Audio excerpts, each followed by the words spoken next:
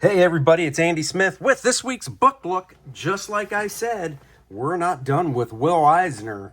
Last week was Will Eisner, Comics and Sequential Art, the book every comic book artist needs.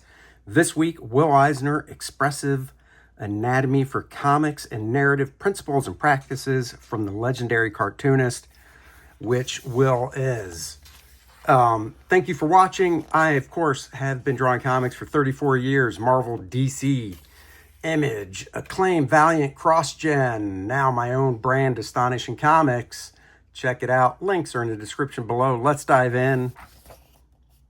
So his instructional books, Comics and Sequential Art, Graphic Storytelling and Visual Narrative, Expressive Anatomy. I'll be honest, graphic storytelling and visual narrative, I do not have, but I will definitely look into it because I'm such a fan of his stuff. So it almost, graphic storytelling and visual narrative almost sounds the same as comic. I'll have to dive into it, and who knows, maybe I'll own it and be able to dive into it with you guys. This book comes in at 145 pages. You can see the table of contents right there. I love Will Eisner's artwork. I've said it before, growing up, it didn't do anything for me because I was so steeped in superheroes and John Byrne and George Perez and John Buscema. But all those guys, trust me, they would tell you, well, John Byrne would. He's the only one, unfortunately, still living out of the batch. The other two I mentioned have passed on. But they would all tell you Will Eisner's the man. So it goes into a little bit of the skeleton here. Let's see. His proportions are 1, 2, 3, 4, 5, 6, 7, almost 8, 7.5 heads. So his stuff is more realistic in regards to the proportion of the human body. I love it. Simplifies it. A hinge joint is an elbow. A knee. A ball joint is a wrist. Ankle. Neck can swivel and such. Showing the basic movements. The hip. So this is cool.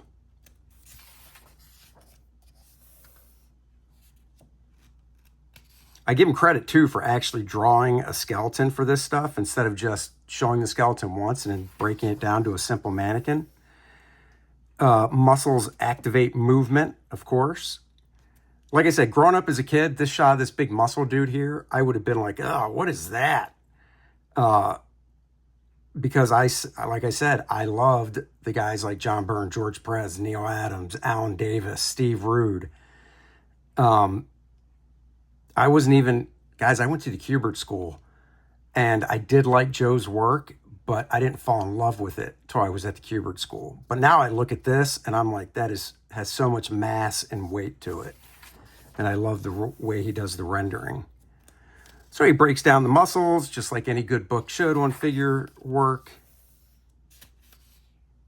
It's just cool seeing his work drawn like this.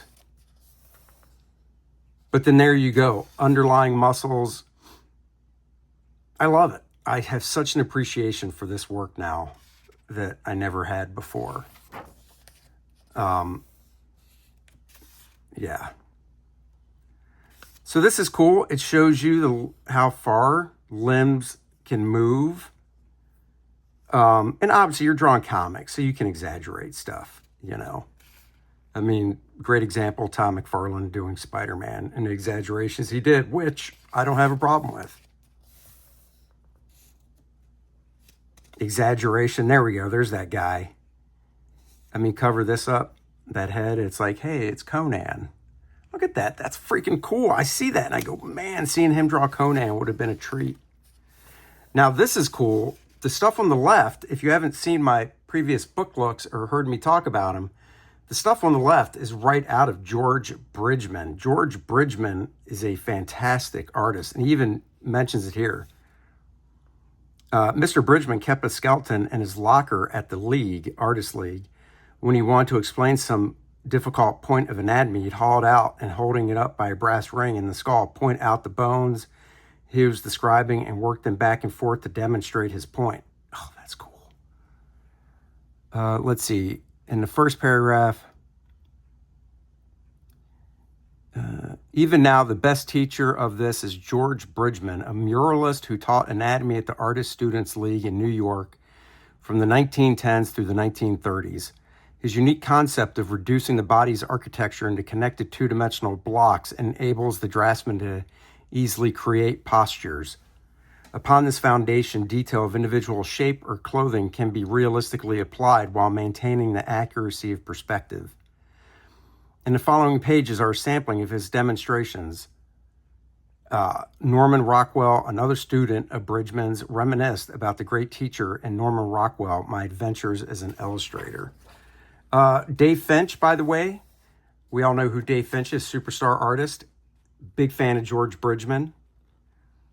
So above, 1935, a teenage Will Eisner made this charcoal study as a student in George Bridgman's Art Students League figure drawing class. And you can really see the construction there as well. Man, what I would have given to be able to have George Bridgman as a teacher. If you're curious, George Bridgman's, I don't think I've done a book look because George Bridgman wrote a book. I think it's George Bridgman, The Complete Guide to Figure Drawing. I'll have to look. I do own it. It's a big, fat book, but they took that book and they broke it up into these smaller books as well, which I originally got as a kid, teenager, and then I saw that big fat one that was where they, took all the smaller ones from and got that. You can still get it. It's a great book to have when it comes to shape. This is all George Bridgman stuff. None of this is Will Eisner.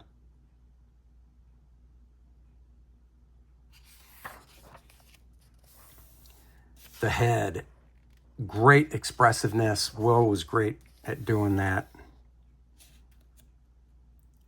Even breaking down the different parts of the brain and what they do. I mean, that's cool. Don't know if it was necessary. See, not a real in-depth drawing book because that was the head. And let's just look back. What did we really go through here? Some muscles, slight bit on facial expression, and that was it.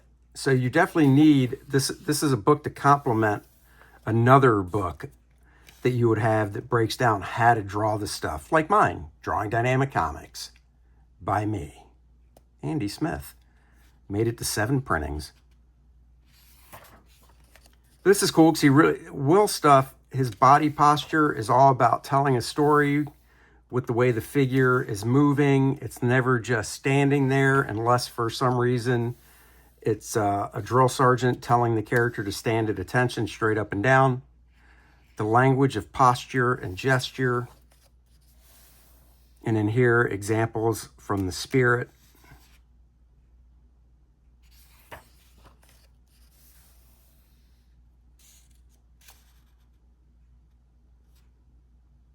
You can just see all these figures. I mean, I'm not even reading the text. I'm just looking at the pictures. And Will is one of those guys that you can tell exactly what is going on just through the body language.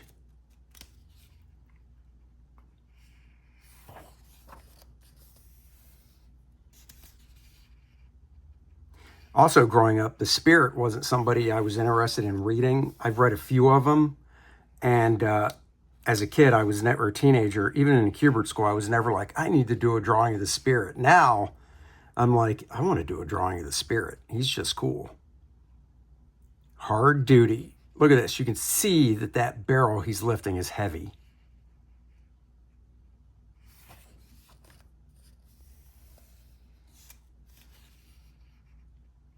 One of my teachers in the Kubert school said, Ron Wagner, great artist, had a great run, did some X-Men stuff, did a book called Nth Man early in his career.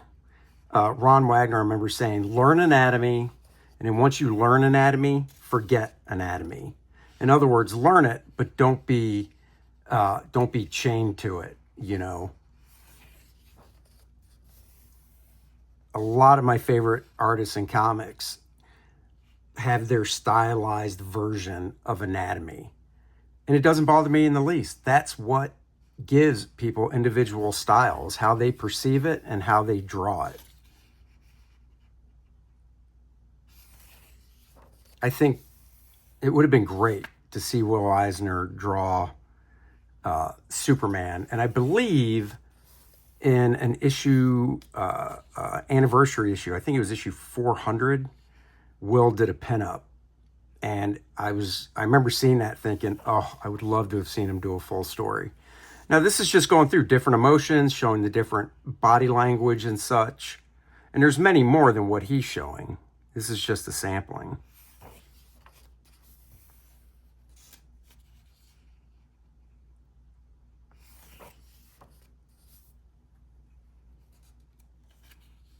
The running gauntlet of fear, panic, and relief that animates a man walking home at night in an urban jungle as depicted in Lamppost from New York, the big city.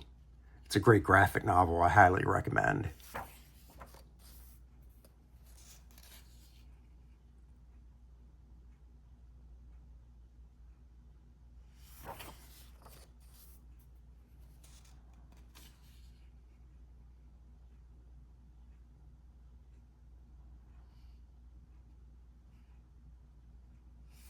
And you might look at these and think, but how could I relate these to, like, I want to draw superheroes and stuff? Any of these poses, you could draw a superhero in and they would work 100%. Aggressive physical action.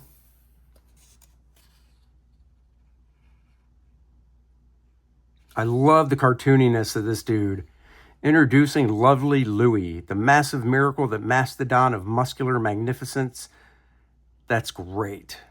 Lovely Louie in Spirit, section April 10th, 1949.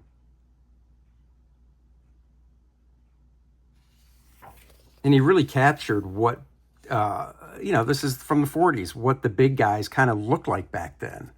You know, they weren't these steroided up looking Mr. Olympia guys you see now.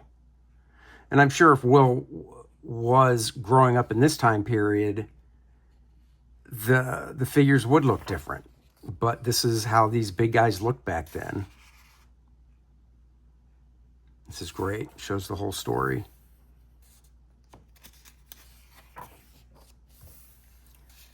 Talking pictures. Now that is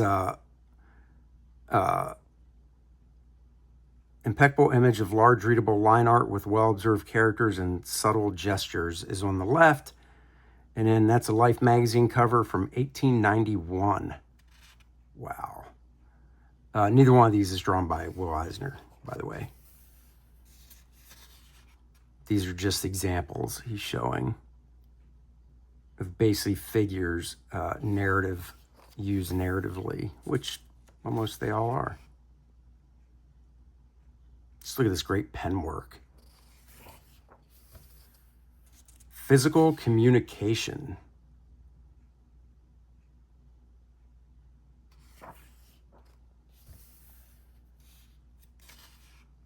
Subtle.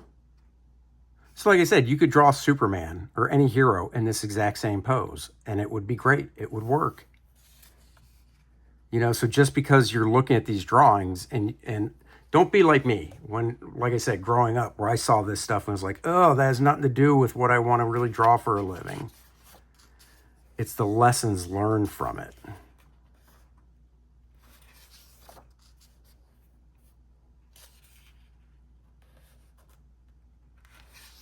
So many great visual examples. Physical positioning.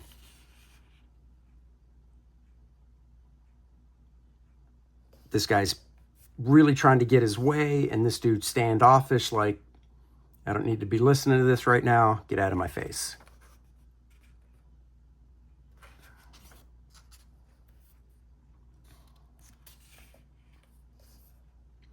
Above, the comical body grammar of urban dwellers with the inability to look people in the eye when talking to them. Observed by Will Eisner in City People Notebook. Oh, that is great. Using expressive capacity of the human body.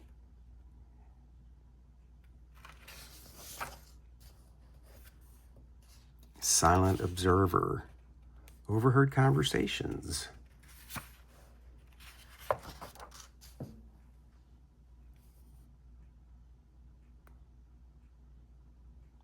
And what's great about these book looks, if I do say so myself, and I do, is you can refer back to these at any time you want. You could pause the video on specific pages if you want.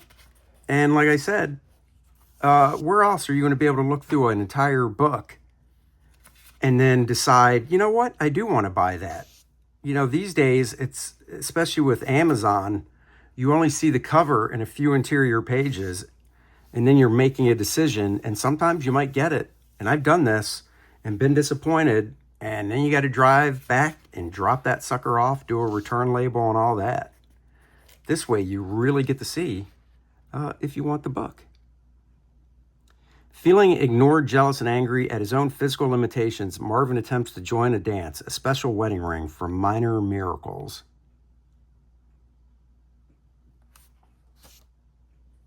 Oh, Jack Kirby, the king, baby. Look at that dynamics. Same thing. You could take this pose and make it work as well in your own drawing style. Jack Kirby's great for dynamics. John Buscema, when he first started at Marvel, Stan Lee was like, you need to look at Jack Kirby for dynamics. If you look at some of John's first work at Marvel, it was well drawn, but it was kind of boring. And then he just got a ton of Kirby stuff, absorbed it, and became the man that drew great action and dynamics. The thing about Kirby stuff too is it's all blocky and it's really a lot of just basic shapes. So when I say you need to have a good foundation and structure when drawing, Kirby has that. And if you get the shapes down, adding real anatomy over it's not that difficult. These are great example Will is showing, so that's great. Anatomy, staging, and total composition. I'd rather be thought of as a brainy detective type. That's great. God, I'm really jonesing. I might have to draw a spirit for one of my time-lapse drawing videos. If you're new to my channel, every Thursday I try and drop a time-lapse drawing video where I draw a character. It takes me a couple hours, but you can watch the whole thing from start to finish in about 5 minutes. Let me know in the comments if you'd ever like to see one of those drawings in real time. And I can do that and upload it in real time.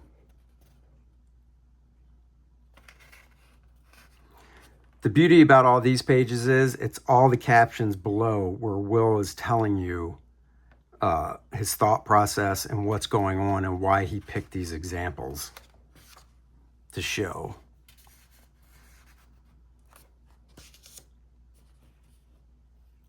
Anatomy and stereotype.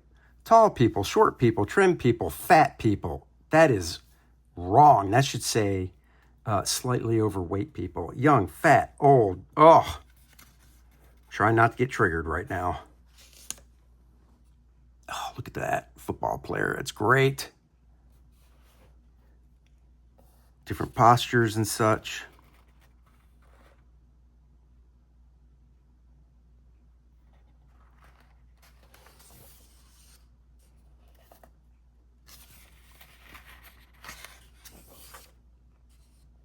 I don't believe these were drawn by Will either. He's just showing different examples.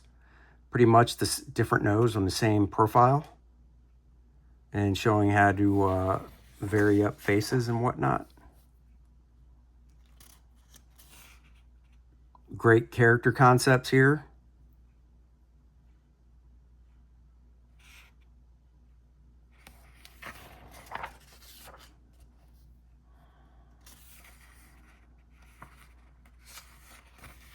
Will Eisner, also a fantastic character designer.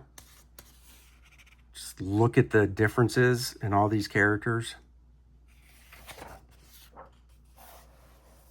Acting, chapter 16. I mean, I feel the whole book he's talked about it, but definitely here he's going into acting. 19th century expression charts were developed by Francis Del Sarte, analyzing theatrical gestures used in opera and later silent movies. Delsartian aesthetics gave spiritual connotations to movement and gave gesture priority over speech. That's really cool to know. I never knew that. That's great for like silent films because you had to really emote differently and such.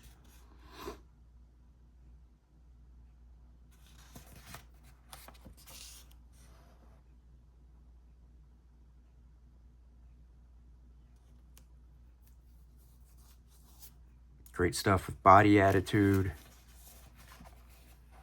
It's all about acting. Get your characters to act, not just stand around and read the speech balloon, dialogue balloon to see what they're feeling or doing. In practice, this is great. 1983 Will Eisner self-portrait. Getting towards the end of the book, that's why it's hard to leave it flat. Oh my God, look at that spirit cover design. I mean, come on, that would make me want to buy that book. Look at the way he does wrinkles. You just feel the weight. The wrinkles almost drip off of them.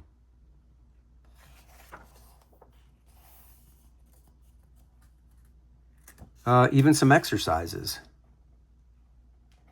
And then description, situations, angry, dropped eggs, insulted, mistrained, affectionate. Very cool exercises to use. Visual images leave an indelible impression. Schools offering courses in comics creation. Center for Cartoon Studies, the Joe Kubert School, my alumni, Rhode Island School of Design, Savannah College of Art and Design, School of Visual Arts. All those schools are still around, and there's many more. Of course, about Will Eisner, born in 1917, died in 2005. Let's see. Maybe this shows the cover of that one book. Graphic Storytelling and Visual Narrative, Principles and Practices from Legendary Cartoonist. I'm going to have to get that. I don't have that book, and I want to. So I'm going to be checking that out. Guys, thank you for joining me for this book look. Really appreciate it. I appreciate you all for subscribing to my channel.